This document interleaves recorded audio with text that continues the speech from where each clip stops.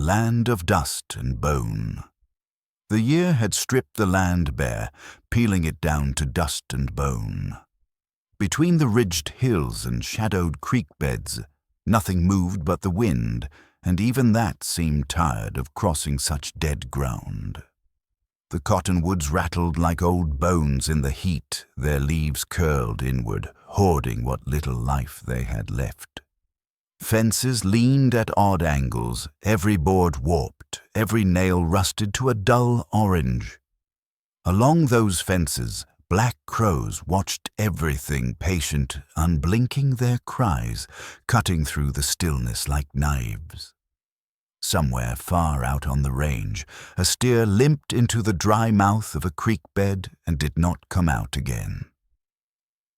Clayton Ridge stood on the warped front veranda of his ranch house, hat brim pulled low to shade his eyes, arms crossed over a chest that carried more than just the weight of his own breath. The soil beneath his boots was dry enough to powder at the touch, swallowing the edges of his heels, like it meant to claim him too. Ridge Hollow lay behind him, a sweep of lean pasture and black-streaked hills that caught the last light of the sun in a molten gold, though even that beauty was fading in the grip of this unbroken drought. He was 41, the richest man in 3 counties, the owner of more land than the government could map, and he answered to no one. No wife, no children. No kin who would dare to call him family.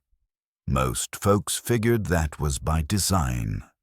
He had a way of living apart, like a man who'd built his own borders and kept every gate locked.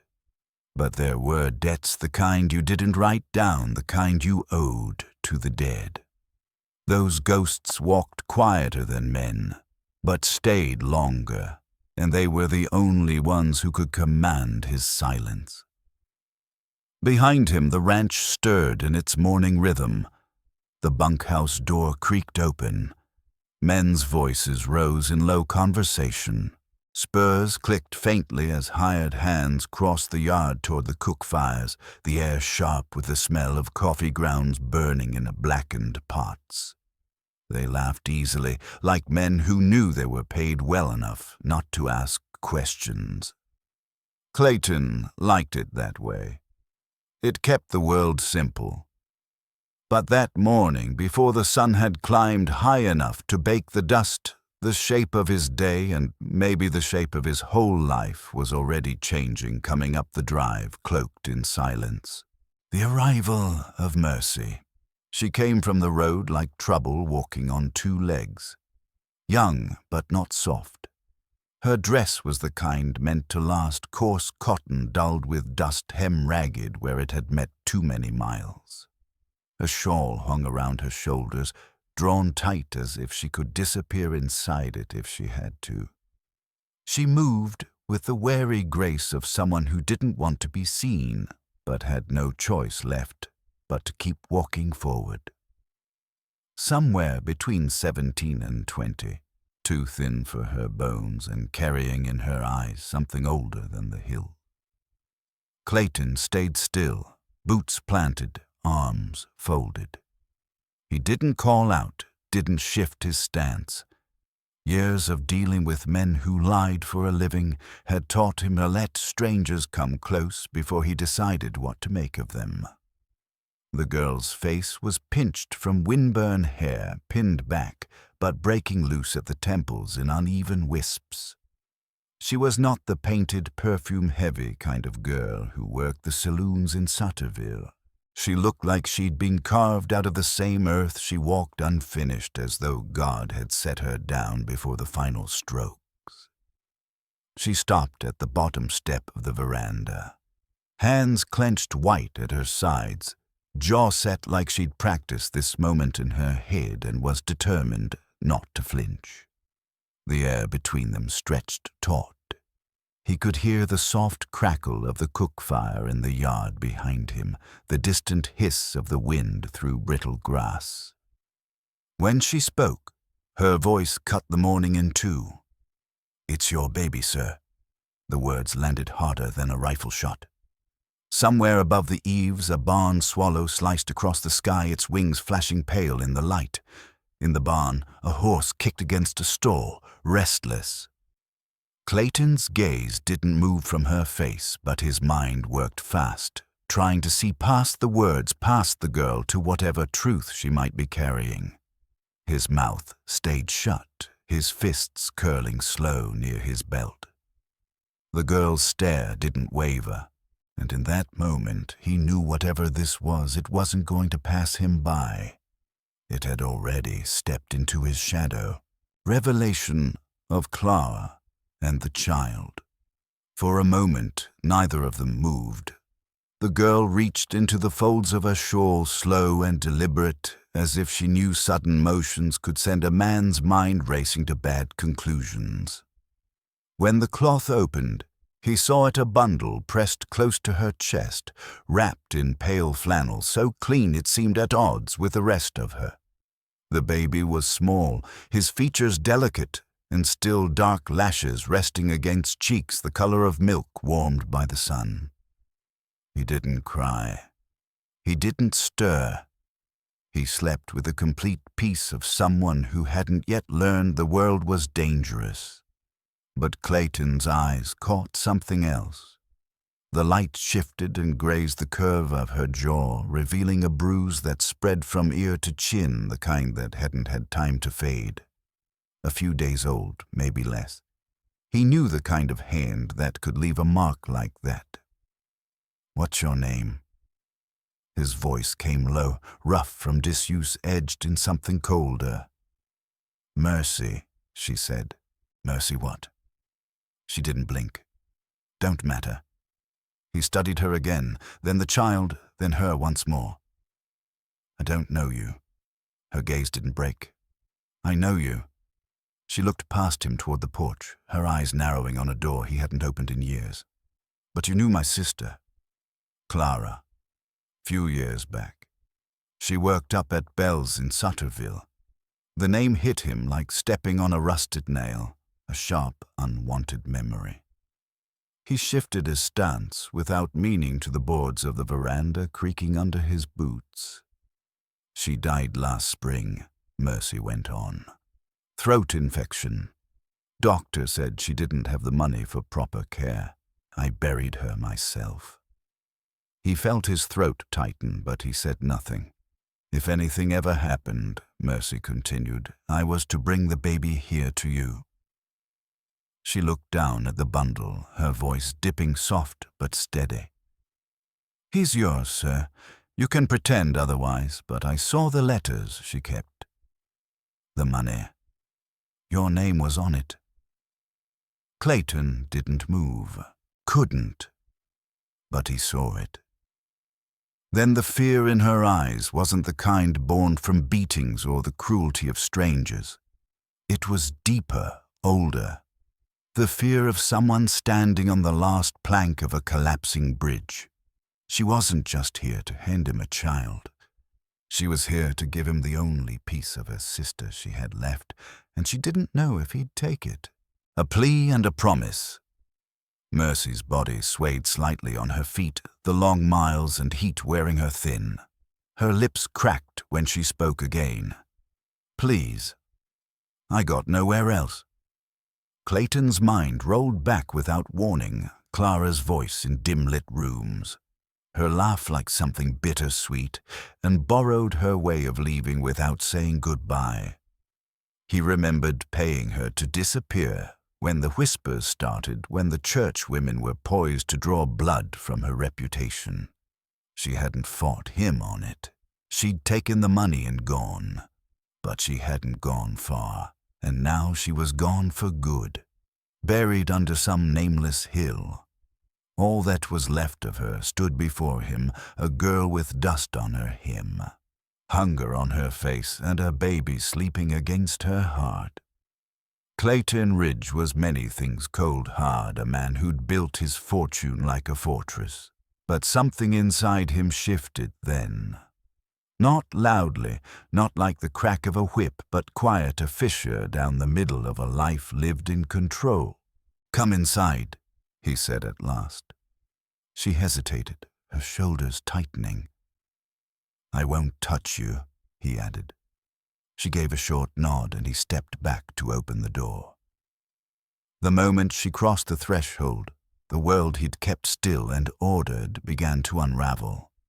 Inside, the air was colder than the wind outside. The floors gleamed with polish. The walls were bare, no photographs, not even a cross. Mercy stepped carefully, her boots whispering against the wood. She didn't sit until he told her. He shut the door, latched it, and poured water into a tin cup, setting it near her. She didn't drink. "I never knew about the baby," he said finally. "You knew Clara. I didn't know she kept anything from me." Mercy's eyes sharpened. "She didn't keep it. You just didn't ask." The words cut cleaner than she might have intended, but she didn't take them back. He glanced at the baby, noting the small fists, the dark hair shadows of Clara, in the tilt of his nose, the shape of his chin. "How long have you had him since Clara died?" 8 months. "You nursed him," she shook her head. "Wasn't enough left in me. I bartered for milk. Later a neighbor's cow. He ain't gone a day hungry, not if I could help it." Her voice carried grit even as her hands trembled. She hadn't come for charity. She'd come because a promise was owed and she meant to see it paid in full. Clayton accepts.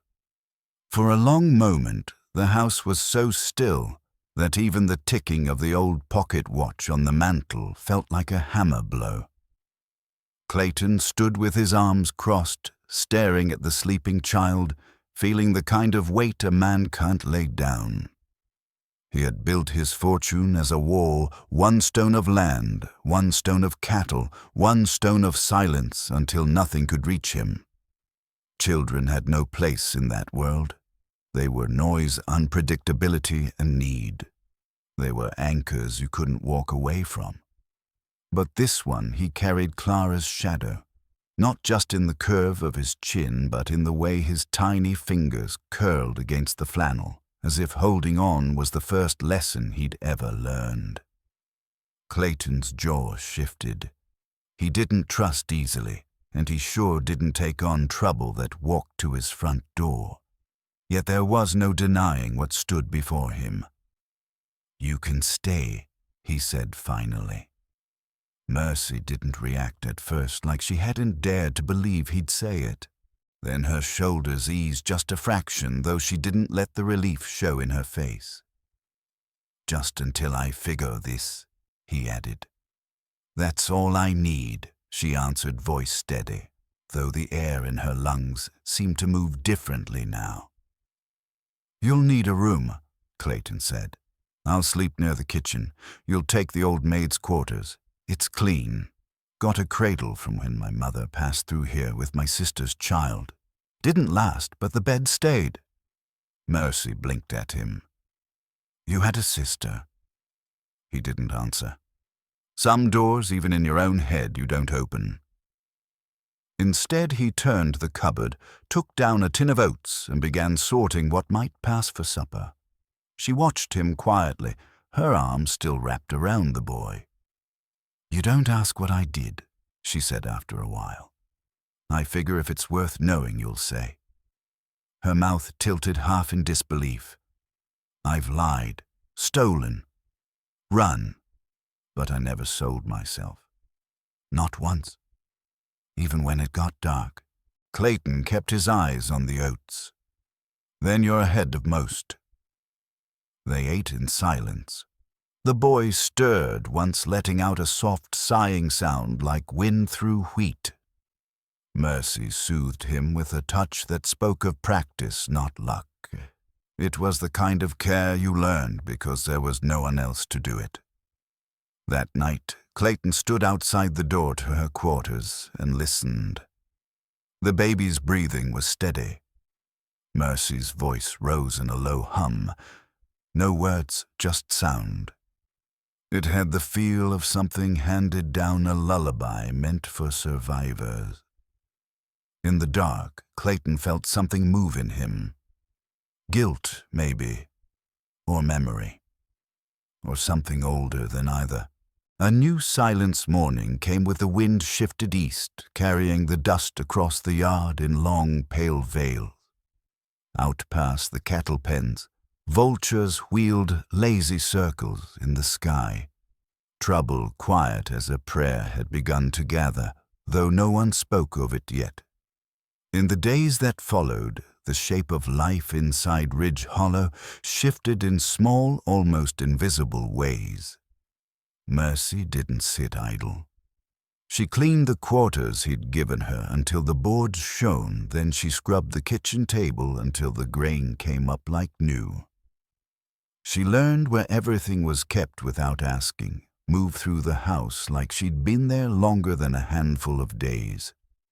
She was careful, though, careful not to linger too close. When Clayton passed through a room, careful not to meet his eyes, unless she meant to say something. But the distance between them was not the kind born of mistrust. It was more like two wild animals testing the edge of each other's territory. At night, after the lamps went out, he heard her singing again. Sometimes it was a melody slow and even like river water against stone. Other times the sound came cracked, the kind of singing you do more to keep yourself breathing than to be heard. The ranch hands noticed her, but they didn't speak of it around Clayton. He paid them well to keep their tongues tied, and besides, there was something about Mercy that made men think twice before opening their mouths. It wasn't just the bruise on her jaw or the way she carried a knife tucked into her boot. It was the way she stood still, as if she had survived storms worse than anyone here could imagine, and would survive again if she had to. Clayton kept to his work. He mended a gatepost, rode the south fence line, checked the cattle feed. But each time he returned, the house was different. Not in any way a stranger might see still no photographs on the walls, still cold floors and bare shelves. But the quiet had changed. It no longer pressed down like a closed fist. It breathed. Late one evening he paused outside her door again. The baby had made a soft, restless sound. Mercy soothed him with that same low hum, a thread of sound that seemed to reach even through the walls. Clayton stood there longer than he meant to, then stepped away, not ready to ask himself why. Confrontation with the law. 2 weeks passed before anyone in town dared speak Mercy's name aloud. Trouble had been hanging out past the ridge line like a storm cloud too far to feel, but close enough to smell. On the morning it arrived, Sheriff Tolliver rode up the narrow trail into Ridge Hollow with the kind of calm men use when they already know what they've come to do. His horse's hooves sent up low puffs of dust as he reined in halfway up the slope.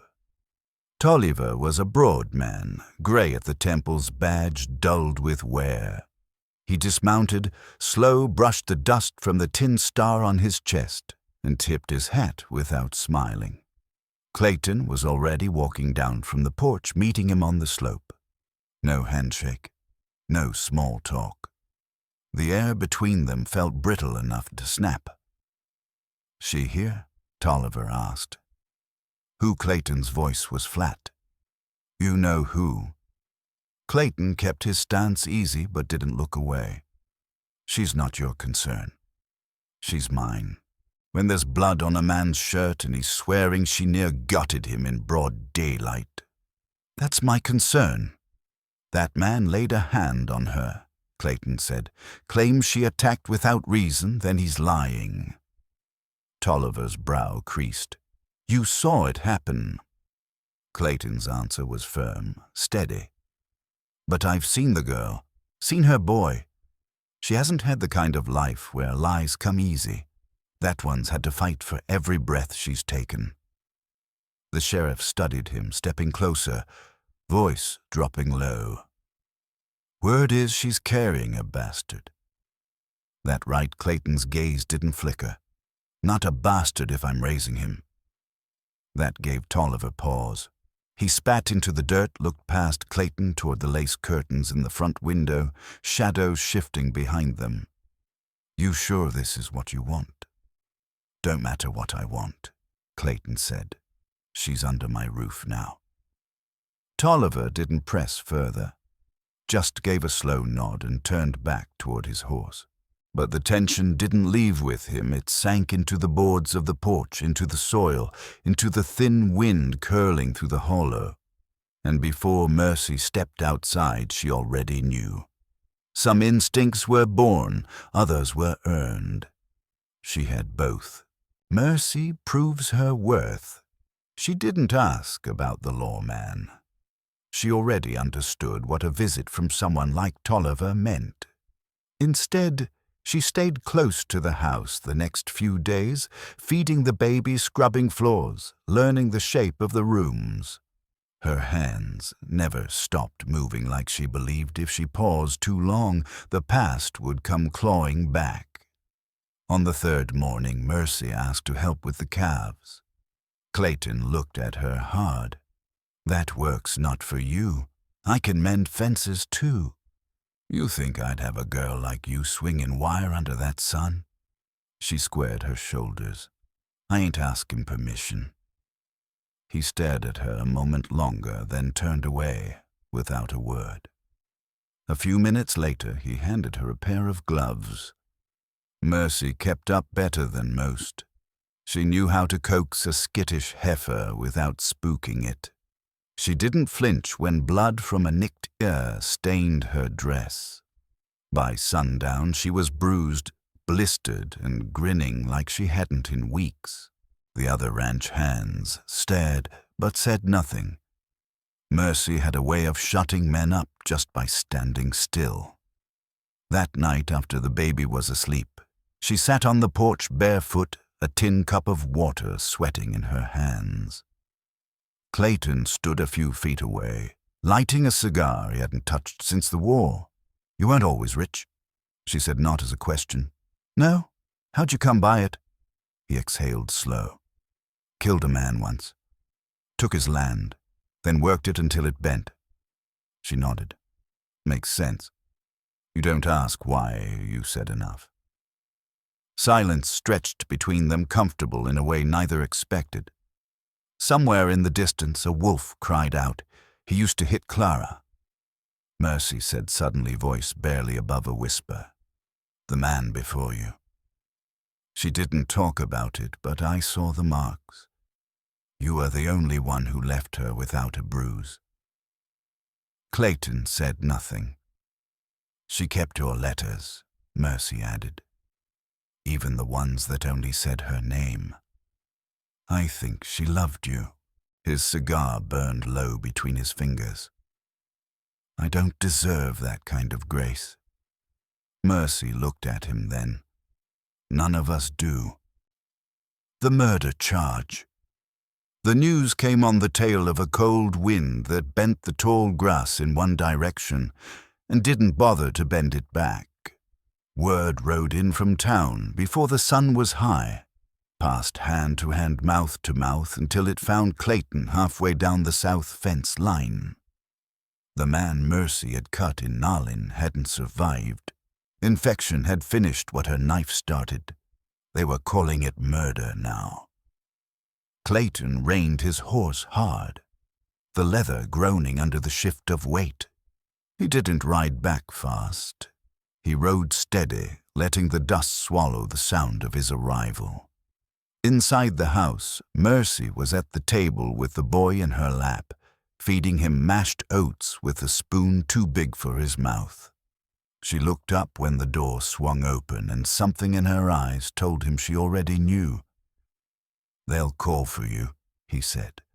"They'll hang me if they can."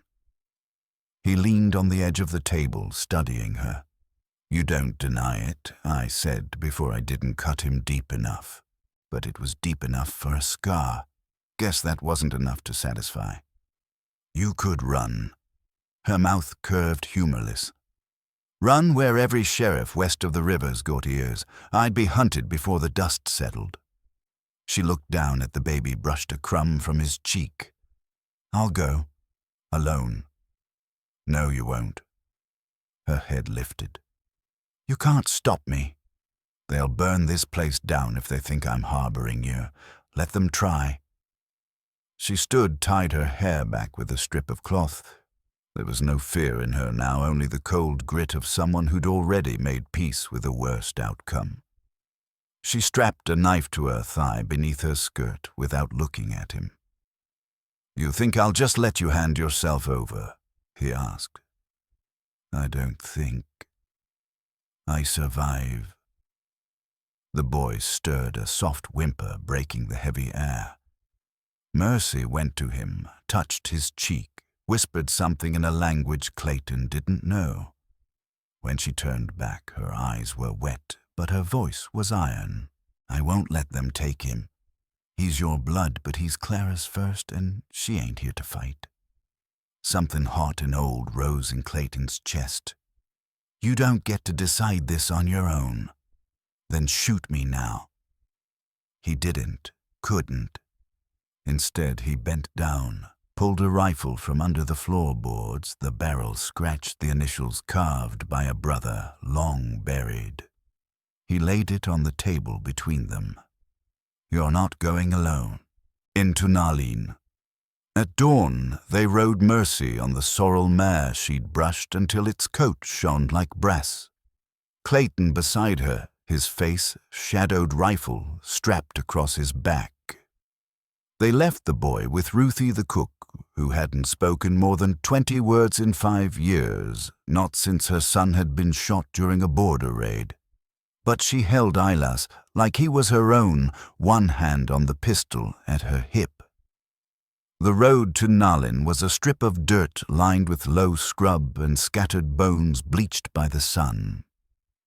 Neither spoke. The sound of the horses' hooves seemed too loud in the morning stillness. When the town came into view, 2 streets, 1 saloon, a courthouse built more like a barn. Mercy sat straighter in the saddle. Sheriff Tolliver was waiting outside the jail. The gallows loomed behind him, fresh rope hanging like an open mouth. Clayton dismounted first. Mercy slid down slow, refusing to lean on him for balance. "You came," Tolliver said. "I always pay what's owed," Mercy replied. "Doesn't have to end with blood," he told her. "Then drop the charges," Clayton said. Tolliver hesitated. "That man was no innocent," Clayton added. He laid hands. "There's 2 women in Nalin who'll testify to it, one with a broken rib. You want justice or just the rope?" The sheriff's jaw worked, something unreadable in his eyes. "It's the judge now. He's coming tomorrow. I'll talk to him if what you're saying is true." "It is," Mercy said. Her voice didn't waver. "But if it ain't enough, I'll face it.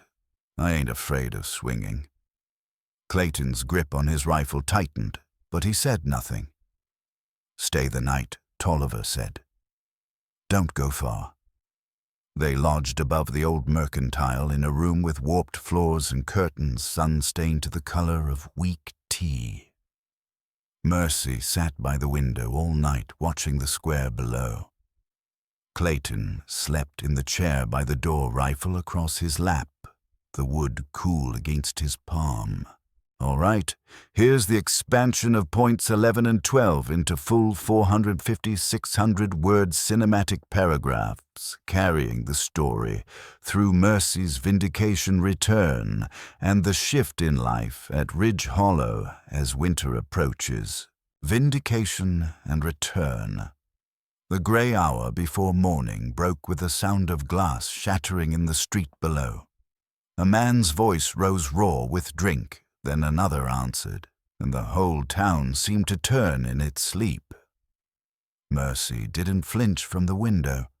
She'd been awake all night, her eyes fixed on the gallows outside the courthouse. Sheriff Tolliver came to their door just after sunbreak, his hat in hand, face hard but lighter than it had been the night before. "You were right," he said to Clayton. Woman came forward, said the dead man beat her bloody for years. Judge dropped the charge, called it self-defense. Mercy didn't cry. She didn't even smile. She just exhaled long and slow, like she'd been holding that breath for a lifetime. Tolliver wasn't finished. Judge wants to see you anyway, he said to her.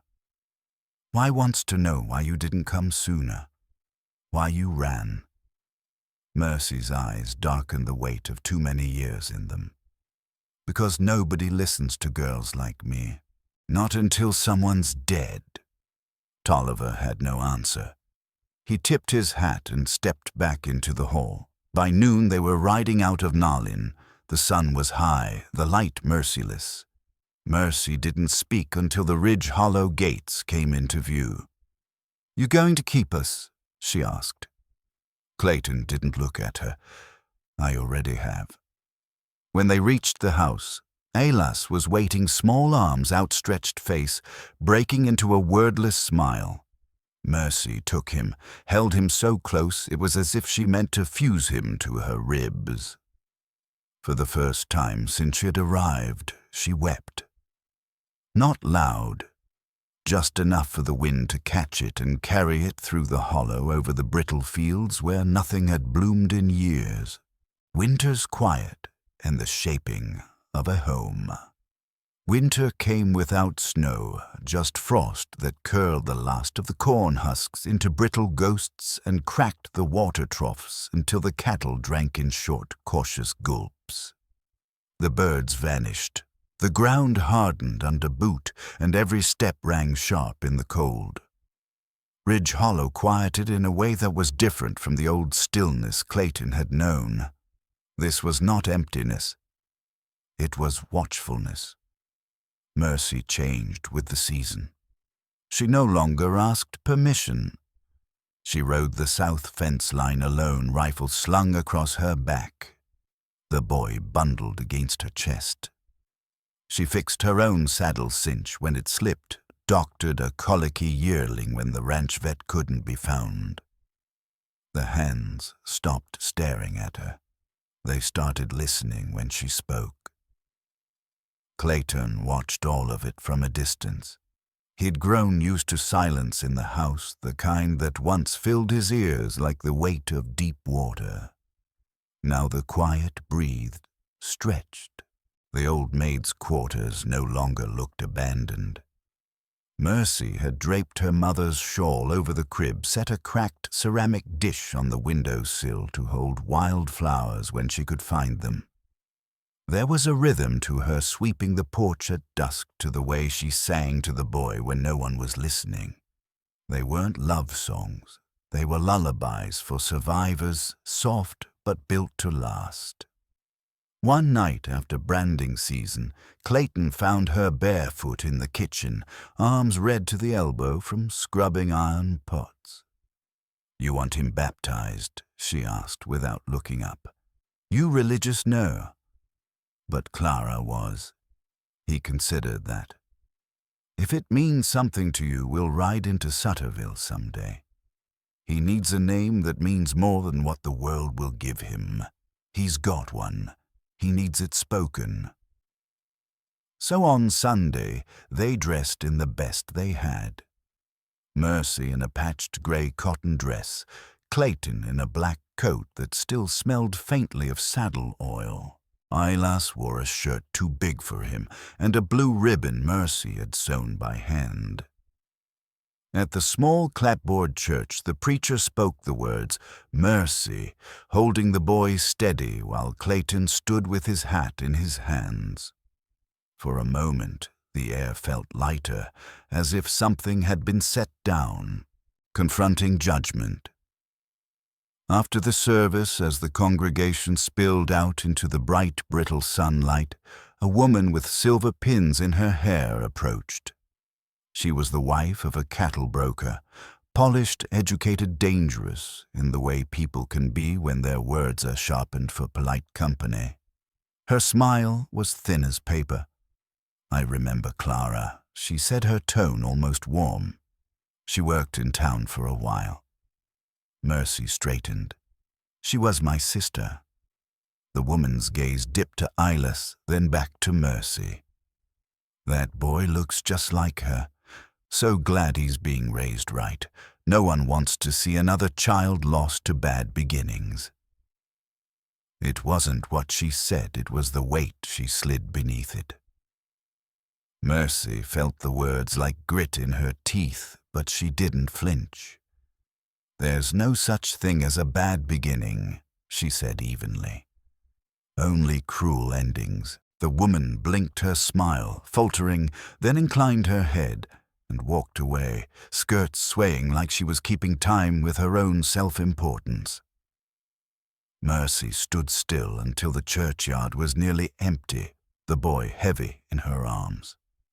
She didn't look at Clayton, didn't need to. She could feel his eyes on her, steady and unreadable. Back at Ridge Hollow, they moved through the quiet rituals of evening. She laid the boy in his crib, set the dishes in their neat stack, and stood for a long time with her hands braced against the counter. When she finally spoke, her voice was low. "She meant to shame me," Mercy said. "She failed. I won't let him grow up beneath their pity. I won't let him be half a thing." Clayton stood by the fire, pouring himself a drink he didn't touch. "Then raise him whole." "I can't do it alone." "You're not." They didn't touch, but something passed between them just the same, like two hands pressed to opposite sides of glass. Warning on the wind. Weeks slid past in the slow grind of winter. Snow fell once, then melted into the dry ground. A letter arrived from Belle in Sutterville. One of the girls who'd known Clara wanted to visit her grave. Mercy rode out with her, returned with stories Alice would never remember, but must never forget. Clayton fixed the roof on the smokehouse that spring. Mercy built a pen for chickens. The boy took his first steps in the dust beside the barn, giggling when he fell. Life felt almost steady, but steadiness in Ridge Hollow had always been a fragile thing. The telegram came one afternoon while the wind was out of the east, carrying the smell of rain that never fell. Clayton read it on the porch, his jaw locking, tight eyes going distant. Mercy came up from the garden, dirt under her nails, a basket of onions in her arms. "What is it?" she asked. He handed her the slip of paper. "Jameson Ridge released from Yuma Territorial Prison. Due north. 3 weeks out." Mercy's mouth went dry. "Your brother?" Clayton nodded once. "I thought he was dead." "He was. Then he wasn't. Why was he in Yuma?" Clayton's eyes were black glass. "Murder. And he's coming here.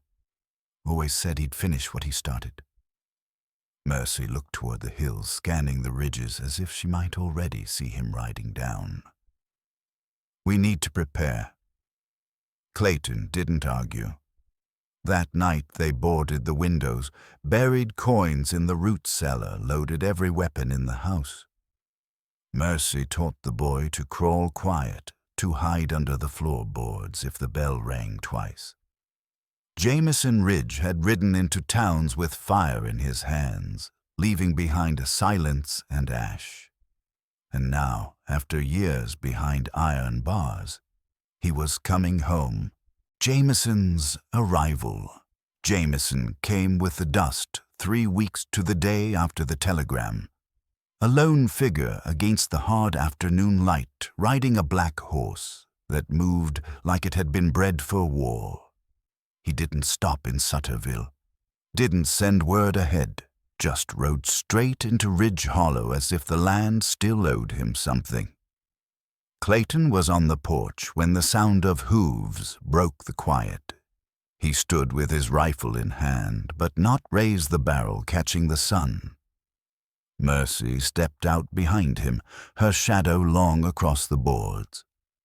Eyeless was hidden. Ruthie had taken him to the cellar with a pistol and 2 jars of water.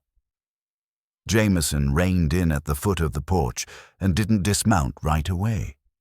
He sat there in the saddle, looking up, eyes like tar pits, no light, no bottom.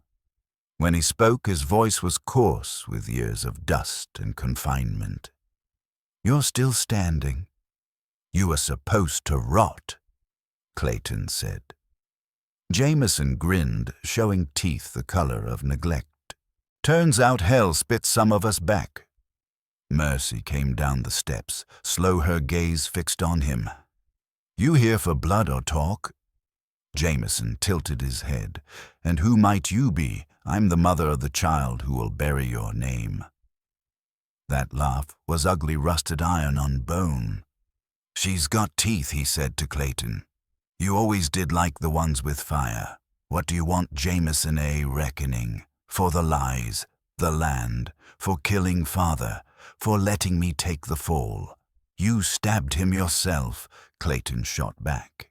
"He deserved it, and I testified. Jameson's horse pawed the dirt. You always were the clean one. Mother's name, sharp boots, clean hands. Now you've got the hollow. You're not getting it back." Jameson finally swung down from the saddle, letting the reins fall. Mercy's hand dropped to the revolver at her hip. "I'm not here to shoot first," Jameson said. "I want a meal, a roof. One night." "You get nothing here," Clayton said. Jameson's eyes slid back to Mercy. "You letting him raise that boy? You take one more step," she said, "and I'll show you what Clara taught me before she died." That name stopped him just for a breath. "You knew Clara. She was my sister." Jameson blinked. "And the child, he's mine," Clayton said, "which makes him nothing to you." Jameson's jaw tightened. "I don't want the child," Good Mercy said, "because you'll never see him. In the end, they locked him in the bunkhouse used for sick calves. No fire, no water, just a wool blanket and the weight of his own sins." That night, Mercy didn't sleep. She sat with Ilas in her lap, rocking slow eyes on the dark beyond the window. "He won't leave," she whispered. "He never does," Clayton answered from near the hearth knife on the table, revolver holstered at his hip. "Ruthie dead, Ilas, gone." At dawn, the lock on the bunkhouse was shattered. Jameson was gone. The black horse was still tied out front, but the shack was empty except for the smell of cold ash. It was Ruthie they found first behind the smokehouse, throat cut clean. Her eyes were wide, fixed on the sky as if she'd seen something holy just before the end. There was no sign of a struggle. No scream had been given the night before. Just the blood-soaked grass and a single muddy boot print facing west. Ilas was gone. Mercy didn't cry. She stood over Ruthie's body for a long, full minute, jaw-locked hands trembling. Then she turned to Clayton, her voice low and certain. "We ride." He didn't ask where. He already knew. Jameson had always favored the old Apache trails that twisted through the canyons where the air carried sound in strange ways, and a man could live off cactus and bird bones for weeks. But Jameson wouldn't hide. Not yet. Not until he'd made them bleed. They packed light 2 rifles, 3 canteens, Mercy's knife, Clayton's revolver, and a scrap of dirty flannel torn from the crib. Enough to know Ilas had screamed. They rode west by torchlight, the land flattening into silence. Coyotes howled but kept their distance. Mercy leaned forward in the saddle, her body low, eyes hard as dried blood. By nightfall, they found the first sign of fire pit still warm ash, curling in the cold air, the mark of a boot stomped deep into the dirt. Near the edge, a child's sock half burned. Mercy picked it up as if it might still hold heat. Her mouth didn't move, but her eyes burned with something too dark for prayer. "He wants us to follow," she said. Clayton nodded. "Then we will. Return and aftermath." They rode into Ridge Hollow under a sky washed clean of clouds, the air smelling faintly of wood smoke drifting from the cook house. The gates creaked as they passed through the sound cutting across the yard, like an old memory. Clayton dismounted, first boots hitting the dirt with a weight that seemed to press the moment into the ground. Mercy swung down slow, keeping one arm tight around Ilas. The boy had fallen asleep somewhere along the trail, cheek pressed to her back, his small hand tangled in the loose braid of her hair. No one came out to meet them. The ranch hands knew enough to give the hollow space when something dark had passed through it. They moved in shadows, watering stock, closing gates, speaking in low tones. Even the horses seemed quieter, as if they could smell the blood left cooling in the canyon. Mercy carried Ilas straight to the house. She stepped into the room they shared and laid him in his crib, brushing his hair back from his forehead. He didn't stir. She stood there a long moment, fingers resting on the worn edge of the cradle before she turned away. Outside, Clayton had gone to the far side of the yard, where Ruthie's grave lay under the cottonwood. The earth was still raw, the wildflowers Mercy had planted weeks ago now starting to root. He crouched down, tightening the iron hinge on the small gate that kept the wind from scattering stones across the mound. His hands moved slow, as if each turn of the screw was a way of paying her back for the years she'd served without complaint. By the time Mercy joined him, the light was thinning, turning the hills to shapes cut from iron. She didn't speak, just crouched beside him and pressed one hand into the soil palm flat as if to steady it. That night, they sat in the kitchen without the lamps lit, only the glow of embers in the stove throwing their faces into a shifting red gold. Ilas stirred once in the next room, then settled. Clayton poured 2 cups of coffee, both cooling untouched between them. "You think it's over?" she asked finally. He shook his head once. "Things like that don't end. They just stopped chasing for a while." Mercy's eyes stayed on the stove. "Then we'll be ready when they start again." Neither of them called it a promise, but it felt like one. Spring came in slow fits. The snow melt from the far hills brought water back to the creek bed. The pasture grass grew in patchy runs, stubborn in the face of the wind. Mercy worked the south fence line again. Ilas strapped against her in a sling, his head turned to watch the land roll past. Clayton spent long hours in the saddle, but more often than not, he'd find himself back at the house before dark, listening for the low hum of Mercy's voice from the porch. The boy laughed for the first time in weeks, just once a bright, startled sound that carried across the yard. Mercy stopped in her tracks, looking toward the noise as if afraid to believe it. Clayton glanced up from where he was oiling his rifle, the corner of his mouth tipping just enough to be noticed. In time, Ilas would grow tall enough to carry his own rifle steady enough to ride fence alone. One day, he'd ask about the man in the canyon, and when he did, Mercy would tell him the truth. That man thought he owned your name. But names don't come from blood. They come from who raises you. And in Ridge Hollow, that truth was carved deep into the land, into the people who stayed, and into a boy who no one would ever dare take again.